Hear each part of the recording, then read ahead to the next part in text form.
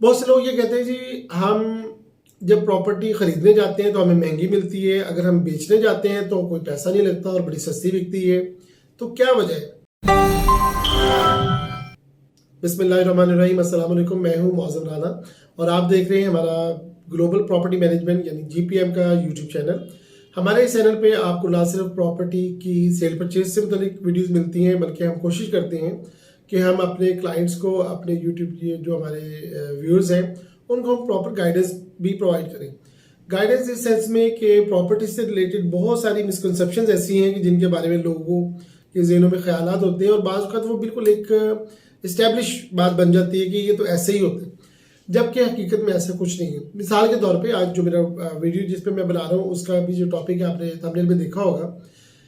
बहुत से लोग ये कहते हैं जी हम जब प्रॉपर्टी खरीदने जाते हैं तो हमें महंगी मिलती है, अगर हम बेचने जाते हैं तो कोई पैसा नहीं लगता और बड़ी सस्ती बिकती है। तो क्या वजह है? क्या डीलर्स हजरात इसमें कोई डंडी मारते हैं या हमने उस वक्त महंगी खरीदी होती है, हमारी वर्किंग सही नहीं होती?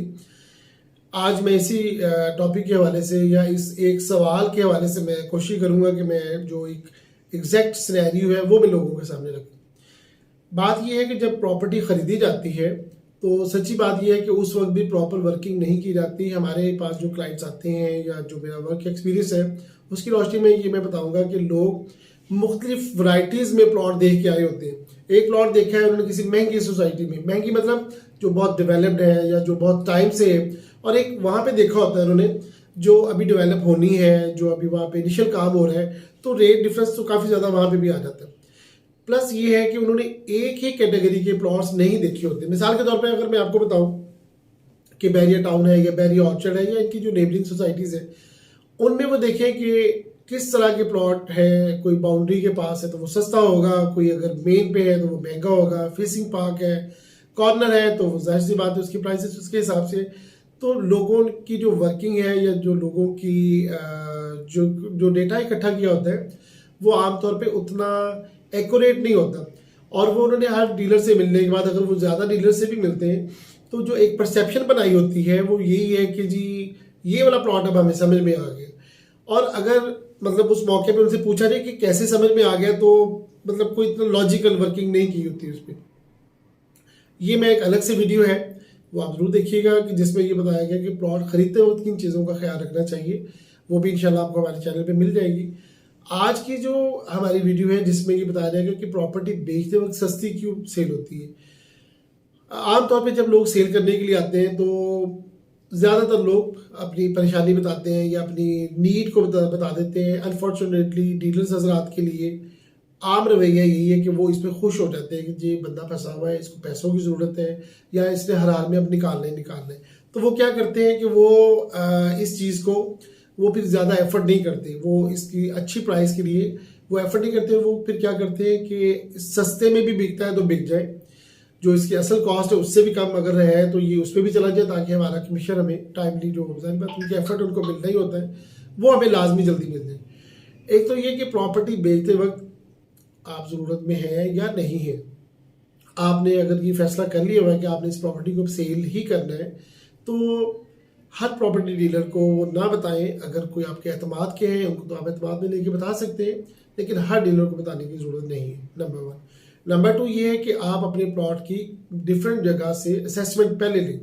यानी पहला काम ये होना चाहिए कि आप जब उस जहाँ पे आपने वो आपकी प्रॉपर्टी है उसकी सराउंडिंग में जो डीलर्स हैं वो आपको एक उसकी असेसमेंट दे देते हैं, नंबर 2। नंबर 3 ये है कि आपने जब प्लॉट बेचना है तो आपके पास एक अच्छा मार्जिन होना चाहिए टाइम का।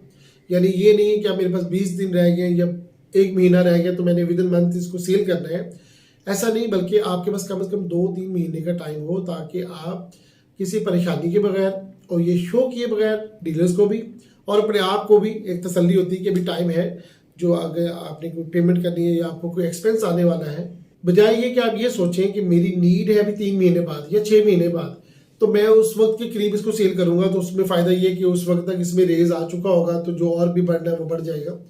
ये कोई ऐसा गलत सोच नहीं है, इसका फ़ायदा ही होता है।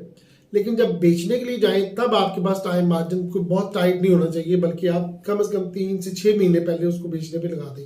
और अपने जहन में भी असेसमेंट के बाद अपना एक जहन बना लें कि भाई इसकी वर्थ इतनी है और ये इतने पे ही जाना है। ये होगी तीसरी बात, यानी आपके पास टाइम मार्जिन लाजमी अच्छा टाइम मार्जिन होना चाहिए जिसमें आपको खुदा न खासा कोई परेशानी या दिक्कत ना हो, और इस टाइम के अंदर जब आपको एक अच्छी प्राइस मिल जाए तब आप उसको सेल कर दें। चौथी बात यह है कि मार्केट ट्रेंड्स बात में चेंज हुए होते हैं। इन दिनों कमर्शियल का ट्रेंड चल रहा है, इन दिनों लोग अपार्टमेंट्स ले रहे हैं, इन दिनों लोग डेवलपर्स की जो बड़े बनाए प्रोजेक्ट्स होते हैं उनकी तरफ रुझान है। तो अगर आपका प्लॉट है तो उस मार्केट का ट्रेंड चेंज होने की वजह से भी बाज़ वो एक स्पेसिफिक कैटेगरी जो है ना वो ब्लॉक हुई होती है। तो ये टाइम मार्जिन आपको इधर भी हेल्प करता है कि अगर आपने आज उसकी असेसमेंट लगवाई है और आपको लगा है कि इसकी प्राइस बड़ी मुझे मुनासिब मिल गई है, तब भी टाइम वेस्ट नहीं करना चाहिए बिना वजह के अब मैंने लाजमी 3 महीने बाद बेचना, क्योंकि खुदा न खासा ट्रेंड चेंज होते भी टाइम नहीं लगता। कोई सोसाइटी या कोई प्रोजेक्ट मार्केट में ऐसा आ जाता है कि जो इन्वेस्टर्स है वो या जो जेन्युइन बायर्स भी जो होते हैं वो उधर बाइंग स्टार्ट कर देते हैं, और एक साइड या प्लॉट है या घर है या जो अभी आपकी जो जिसको आपने सेल करना है वो प्रॉपर्टी उस जद में आ सकती है जिसका ट्रेंड चेंज हो गया है। नेक्स्ट जो पॉइंट है जिसकी तरफ मैं तवज्जो दिलाना चाहूँगा वो ये है कि आपने बाज़ डीलर्स हजरात ही यकीनन आपको असेसमेंट देते वक्त वो ये कोशिश करते हैं कि शुरू में क्लाइंट ताकि हमारे पास पक्का हो जाए तो वो एक बड़ी असेसमेंट दे देते हैं। लाइक आपके प्लॉट की जो वर्थ है उसमें वो 30 to 50% ऐड करके आपको बताते हैं, ताकि आप जब बाकी डीलर्स के पास जाएं तो आपको ऐसा लगे कि उस बंदे ने बात सही की है, ये हमें सबसे सस्ता लेना चाह रहे हैं। यानी आप ये समझ लें कि वो आपको एक आपका माइंड मेकअप ऐसा कर देते हैं कि आपको लगता है कि मेरे प्लॉट की वर्थ इतनी है। ये भी एक बड़ी गलती होती है। अच्छा, ये बाज़ डीलर्स की आप ये समझ लें उनका ये तरीकाकार है, वो यहाँ से आपको लेके चलेंगे, फिर आहिस्ता आहिस्ता आहिस्ता आहिस्ता आपका जिन बनाएगी जी अब फला मसला हो गया, वो एक क्लाइंट लगा था वो उसको ये मसला। तो जब आप बिल्कुल इस जगह पे पहुंच जाते हैं तो फिर वो उसी रेट पे जो उसकी एग्जैक्ट अमाउंट होती है उसी रेट पे आपसे बाय करते हैं। लेकिन आप चूंकि उस पर मुतमईन हो चुके होते हैं कि ये बंदे ने मुझे शुरू में बिल्कुल सही बात बताई थी, अब मार्केट में कोई मसला हो गया है या इस वक्त क्लाइंटेज कम हो गई है तो आप मजबूरन उनको दे देते हैं। तो इस पॉइंट में सीखने की बात ये है कि आपको अगर कोई फेक असेसमेंट मिलती है और वो ज़्यादा मिलती है तो उस चक्कर में या उस फ्रेम में भी आने से बचना होता है क्लाइंट ने प्रॉपर्टी बेचते वक्त। नेक्स्ट पॉइंट जो इसके अंदर है वो मैं ये सजेस्ट करूंगा कि जब आपने प्रॉपर्टी अपनी सेल करनी है, जब आपने उसको फैसला कर लिया कि मैंने अब इसको सेल आउट करना है, तो आप पहले 1 या 2 डीलर से उस कैटेगरी के प्लॉट को बता के आप बताएं हमने बाई करना है, और एक आपके पास असेसमेंट उसकी आ जाएगी। लेकिन इसमें भी फ़र्क होता है, यानी बाइंग और सेलिंग में थोड़ा बहुत, यानी जिसमें आप कह लें कि जो बार्गेनिंग का जो मार्जिन रखा जाता है 2-4 लाख 5 लाख डिपेंड करता है। अगर कमर्शियल प्रॉपर्टी तो ज़्यादा मार्जिन भी होगा, अगर प्लॉट की कैटेगरी अच्छी है, कॉर्नर है, फेसिंग पार्क है, और जिस डीलर के पास आप गए उनके पास जो प्लॉट पड़े हैं उनके ऑनर ने कहा जी हमने इसी प्राइस में बेचना है, आज बेचें, साल बाद बेचें, 6 महीने बाद बेचें, हमने इससे कम पे नहीं बेचना। वो भी जल्दी भी नहीं होते और डीलर्स भी चाह रहे होते हैं कि भाई ये प्लॉट तो है ही ऐसा है, यानी जिसको आप कह सकते हैं कि अच्छी लोकेशन का है तो वो महंगा ही बिकना है, तो उसके अंदर वो मार्जिन बढ़ा देते हैं। तो इस पॉइंट में सीखने की चीज़ ये है कि जब आपने प्लॉट सेल करना हो तो आपने अपनी कैटेगरी की प्लॉट के ये चीज़ पता करनी है कि इस वक्त इस तरह के प्लॉट्स की बाइंग कितने में हो रही है।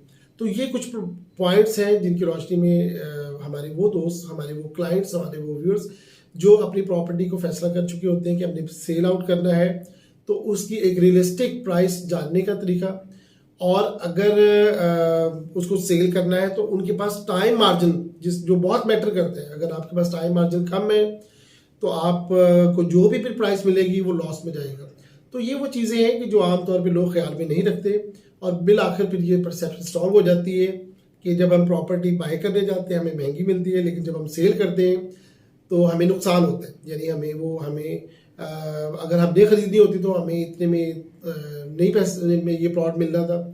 तो ये वो चीज़ें हैं जिनको बताने का मकसद सिर्फ और सिर्फ ये था कि प्रॉपर्टी जब आप लें या सेल करें तो आप, मेरा मशवरा यही होता है कि आप एतमाद की जो बड़ी कंपनीज हैं, बड़ी कंपनी में उनको नहीं कहता कि जो बड़ी बिल्डिंग में बैठे हो, यानी जिनकी कोई वर्थ है मार्केट में, जो एक काम कर रहे हैं, करसे से कर रहे हैं और उनकी रिप्यूट अच्छी है, वो चाहे एक कमरे के दफ्तर में बैठे हैं या एक पोर्शन में बैठे हुए हैं, या मैं उनको भी गलत नहीं कहता जो एक बड़ी बिल्डिंग में बैठे हैं, लेकिन जो लोग भी ये काम कर रहे हैं वो सारे के सारे अच्छी रिप्यूट के नहीं होते।